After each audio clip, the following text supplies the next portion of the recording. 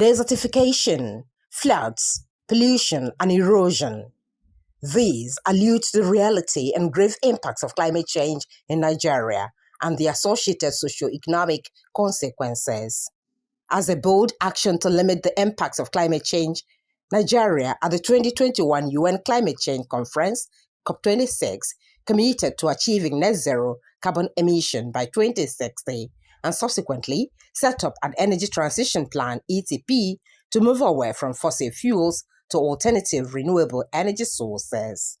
In addition to the Nigerian Energy Transition Plan, it's also supposed to get feedback from the private sector on how we develop a carbon market as well. How has it been? It's been really good.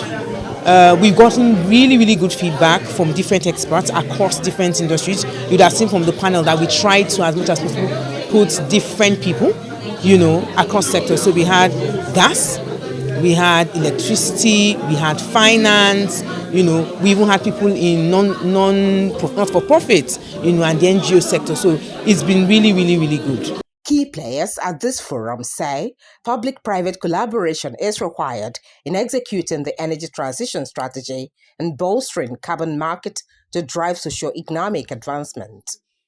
We need to understand the landscape. We need to help the private sector to understand what we need to do as players, because it is even the private sector that will drive the whatever it is that we're dreaming of as far as we're concerned as a nation. When it comes to the issues of carbon markets, we need the private sector. When it comes to the issue of energy transition, we need the private sector, more or like, ensure that it is crystallized. And so, this session is to really pick the brains of the private sectors who are here on what role they have and how that role can be deepened. In addition to helping the government to understand what they need to do as well in ensuring we have an enabling environment for such to flourish. The core message is that the private sector has a significant role to play in climate action in Nigeria, more so than even the public sector. While the public sector is important in setting the targets and the commitments, nothing can be achieved without active involvement of private sector players. A plan is really just a plan. What will determine the success is how it is implemented. And it's great to see the private sector interest.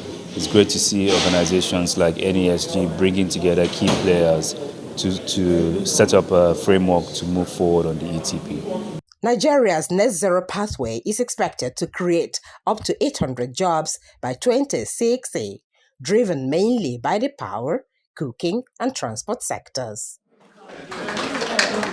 Nkoli Omodu, AIT News, Lagos.